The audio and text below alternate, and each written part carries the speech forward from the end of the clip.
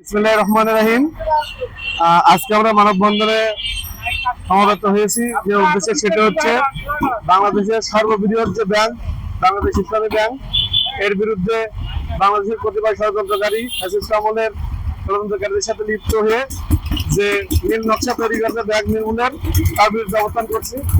এর জন্য আমাদের সকল বিরাজমান সবাইকে ধন্যবাদ।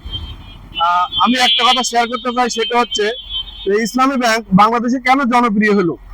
এর একমাত্র কারণ বাংলাদেশ ইসলামী ব্যাংক শরিয়া মোতাবেক অর্থ ব্যবস্থা পরিচালনা করে।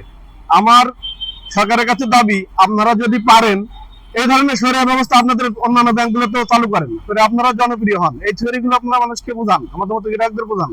আপনারা এগুলো না করে আপনারা একটা ব্যাংক প্রতিষ্ঠিত হয়েছে সেটা দখল করা, হ্যান্ডিক্যাপ করার চেষ্টা করতেছেন। এটা আসলে ন্যাক্কারজনক। আমাদের বর্তমান জেনজি আপনাদের এই ধরনের থিওরি কিন্তু খাবে না। আপনারা ভালো দিয়ে ভালোর মোকাবেলা করেন। যদি কোনো ভালোকে খারাপের দিকে নিয়ে যাইতে চান, এটা আপনাদের জন্য খারাপ হয়ে দাঁড়াবে। ধন্যবাদ।